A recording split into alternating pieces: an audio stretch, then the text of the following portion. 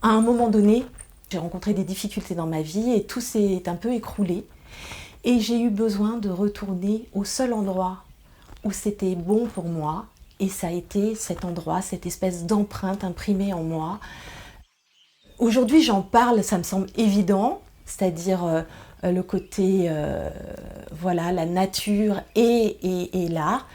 Mais alors, quand ça m'est arrivé, c'était pas du tout évident. Je savais juste qu'il fallait que j'aille à cet endroit-là, c'est tout. Je suis Frédérique Gordon, je suis artiste plasticienne, j'habite dans la région parisienne, j'ai mon atelier qui se situe à Fontenay-sous-Bois et je travaille le fil, les encres et le textile essentiellement, en tout cas pour le moment. J'ai grandi dans une famille aimante sur Paris. Alors mon père, il était responsable, enfin, directeur des ressources humaines et ma mère était couturière. Oui, oui, mais alors c'est pas du tout quelque chose que j'ai même imaginé une seconde. Parce que moi, le textile est arrivé tard dans ma pratique et de toute façon, même au départ, ça ne m'a même pas effleuré l'esprit, une seconde. J'ai passé beaucoup de temps pendant mes vacances à aller chez mes grands-parents et je crois que ça a été assez fondateur pour moi d'être en fait en lien avec la nature et en parallèle de ça, mes parents avaient un petit chalet au milieu des bois. J'ai mis du temps à faire des liens avec mon travail, mais je crois au jour d'aujourd'hui, enfin je sais au jour d'aujourd'hui que c'est quelque chose qui a été très marquant pour moi, parce que je jouais des heures et des heures sur les arbres en fait. Je m'amusais à aller d'arbre en arbre, voilà, et je passais mes journées là-dedans. À chaque fois que je devais retourner, j'ai une Paris, mais à chaque fois que je devais retourner à l'école, tout ce qui était une forme de sociabilisation, on m'arrachait à quelque chose et puis c'était pas moi. Il n'y a pas d'artiste dans ma famille, mais mon père a eu une période qui a duré 2-3 ans où il dessinait très bien et où il a fait plein de tableaux assez abstraits. Et il en a mis partout dans la maison, c'est-à-dire qu'il n'y avait que ça dans toutes les pièces. Donc moi j'ai grandi avec ça, que j'ai toujours bien aimé d'ailleurs. Enfin c'était un non-sujet en fait, c'était là, voilà. Et ma mère était couturière et donc moi j'ai toujours vu faire de ses mains en fait. Elle avait ses clientes, elle faisait ses essayages et moi quand je rentrais de l'école, je lui racontais un peu ma journée dans ce lieu où il y avait sa planche à découper, ses épingles qui traînaient partout, les fils. Voilà, moi c'est vrai que j'ai grandi là-dedans sans vraiment comprendre d'ailleurs tout ça. Mais voilà, c'était mon espace d'évolution à moi. Oui, c'est vrai. En me disant, c'est vrai. Mais voilà. J'étais là pour faire des études, pour rentrer dans la vie active, pour être cadre supérieur. Enfin, quelque part, c'était un peu le chemin que mes parents souhaitaient pour moi. Et puis, j'étais pas en capacité de le remettre en question, ce chemin-là, à ce moment-là. J'ai moi également fait des études d'économie. Ensuite, je suis rentrée dans les ressources humaines parce que c'est vrai que j'aime beaucoup le côté social et que mon père était là-dedans, qu'il m'en parlait bien, que je trouvais qu'il était assez passionné, donc je me suis dit ça peut être chouette. Et je suis arrivée, moi, dans mes premiers boulots où il fallait licencier. Et moi, je venais pour être en lien avec les autres. Il y avait cette histoire de lien qui était là, en fait, déjà en moi. Et donc, j'ai énormément souffert de ces rapports les uns avec les autres.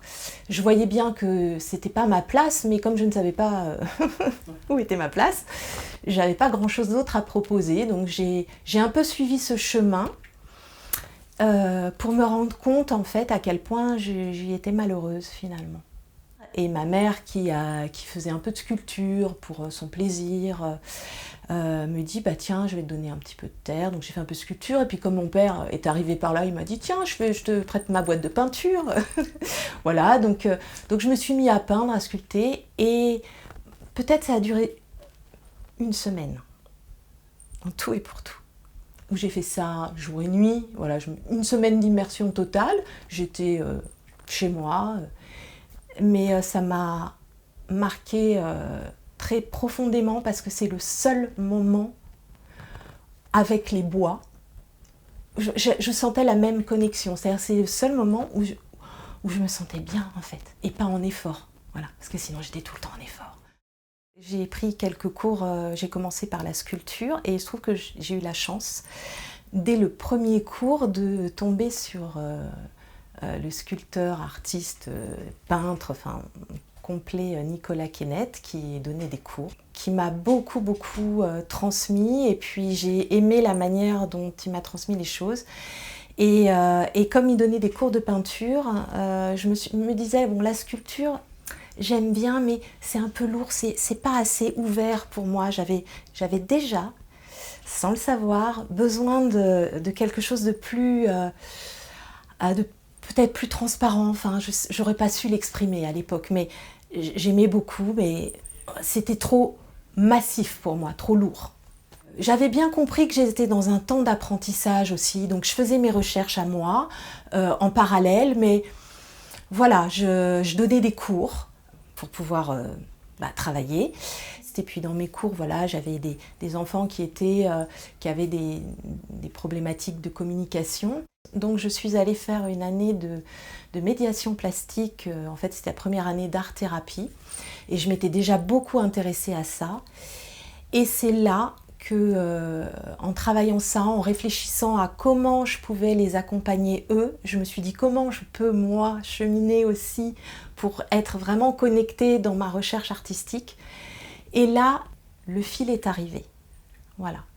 Parce que je me suis rendu compte que j'avais besoin quelque part de ne pas rester à la surface. J'avais besoin d'investir l'espace et que le fil m'a semblé une évidence puisque avec ma mère, c'est quand même quelque chose qui était présent dans mon environnement visuel. Et je me suis dit, comment je pourrais rendre mes dessins plus en volume ? Oui, le fil, mais oui, bien sûr. Et donc voilà, et c'est là que j'ai commencé à coudre des fils dans mon papier en me disant, je vais pouvoir sortir de la surface, mettre de l'air, parce que c'est pareil, j'avais travaillé beaucoup cette notion d'air dans la peinture, mais moi je voulais vraiment je sais pas, quelque chose que ça bouge. Alors le fil, ça me donnait un petit peu d'air, il y avait des ombres. Ça commençait à répondre un peu à ce besoin d'ouvrir la matière. À un moment donné, c'était tellement oppressant pour moi de rester à la surface de ma feuille, que j'avais beau pas apprendre parce que là j'apprenais plus, mais à mettre des ombres pour donner du volume, pour mettre des champs, pour de la perspective, pour avoir un côté un peu atmosphérique dans mon travail, je restais quand même physiquement sur une surface. C'était du trompe-l'œil, mais ça restait une surface. Et ça m'allait pas. Je me disais, mais non, mais moi je veux ouvrir un champ. Et c'est là que j'ai pris une aiguille, un fil, et puis je me suis dit, pourquoi je ne transpercerais pas ma feuille avec mon aiguille, tout simplement. Donc j'ai commencé comme ça, et là, c'est comme si tout d'un coup, tout prenait sens en fait pour moi. Et j'ai exploré ça beaucoup. J'ai ouvert le papier aussi, j'ai fait un stage de papier où je me suis rendu compte qu'il y avait de la pulpe, il y avait comment on dit, de la fibre végétale, que le papier c'était fibreux, que c'était du fil, je me suis dit, mais c'est génial en fait, je suis pas à la surface de mon papier bloqué dans une feuille, dans une espèce de cadre, mais en fait il suffit simplement que je fasse réapparaître ce qu'il y a à l'intérieur. Et voilà, donc j'ai beaucoup travaillé ça, et je me suis dit, mais en fait je fais des connexions graphiques, mais qui en fait racontent des errances, des fragilités, des reconstructions, des déplacements, des constructions, des déconstructions, des reconstructions, et que le film permettait en fait de cheminer là-dedans. C'est là où moi je me sens vivante en fait, voilà. C'est là où ça me convient, voilà. Et puis est arrivé le tissu qui était loin d'être évident pour moi, parce que pour moi le tissu était quand même très associé à la couture. Et je n'avais pas forcément envie d'aller dans la couture. D'abord, ma mère est couturière, mais moi, je n'ai pas investi ça. Et moi, je suis une bidouilleuse, je suis plus une bricoleuse, moi je trouve plus que voilà. Et j'aime trouver des systèmes et des solutions pour rendre les choses, trouver des espèces de petits process, mais des process que j'invente moi. J'ai pas envie d'avoir un process prédéfini à l'avance. C'est comme ça que je fonctionne. Et donc du coup, le tissu, c'était compliqué. Et puis tout d'un coup, je me suis dit, oui, mais le tissu, c'est juste des fils tissés. Voilà, c'est venu comme ça. Je me suis dit, ben non, alors ok, je vais partir de tissu plein, mais moi, je vais enlever de la matière. Je vais ouvrir la matière. Je vais détisser. Et je vais recomposer. Et puis, je vais pouvoir aussi utiliser des bouts du tissu plein comme une toile, parce que bon, quand même, la peinture, c'est mon truc aussi. J'aime dessiner, j'aime peindre. Le geste avec le pinceau, c'est un truc qui me plaît. Donc, en fait, je me suis rendu compte petit à petit que je pouvais allier le tout, mais je pouvais ouvrir la matière, je pouvais faire en sorte que ça bouge, que l'air, que ça soit traversant. Je peux aller devant, je peux aller derrière, enfin bon. Et partir d'un tissu tissé, mais qui vient de la nature, hein, qui a poussé dans les champs, parce que je travaille sur des tissus de lin ou de coton, mais moi je me sens très connectée à ça. Je me dis, voilà, le lin a poussé, on l'a ramassé, on l'a transformé, on l'a tissé, et moi, je vais retrouver en fait à l'intérieur cette nature quand même qu'on a. Je dessine beaucoup, et c'est un petit peu quand même souvent un dessin qui me fait partir après sur quelque chose, un travail plus en volume. C'est-à-dire que parfois, c'est pas le dessin en lui-même, mais c'est juste un mouvement dans ce dessin qui me touche particulièrement, où je me dis, ah, ce truc-là, cette ligne, ça raconte quelque chose que j'ai envie d'aller développer. Et ensuite, j'ai besoin de le mettre dans l'espace. Ça, c'est de le mettre dans l'espace. Voilà. Alors ça peut être en tout petit, démultiplié, ou ça peut être en très grand. Et puis après, je vais commencer à raconter des histoires. Alors moi, dans mon travail, je parle beaucoup de fragile, d'errance, d'invisible, d'éphémère. Et donc c'est ces moments qui passent justement, qui à un moment donné par ma main, voilà, il y a un autre trait qui va venir se faire. En fait, dans mon travail, j'ai l'impression que tout se répond.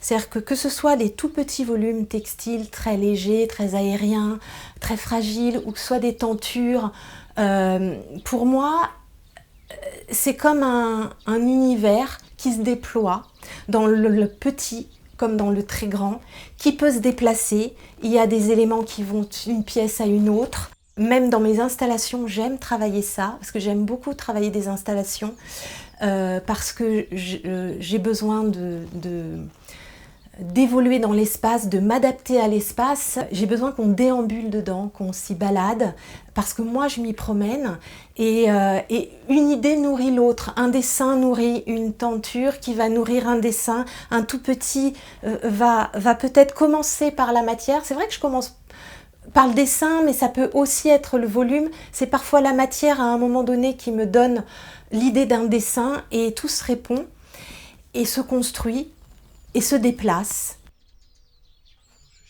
Il y a plusieurs moments que j'aime bien. Dans la création, c'est le moment où il n'y a pas grand-chose.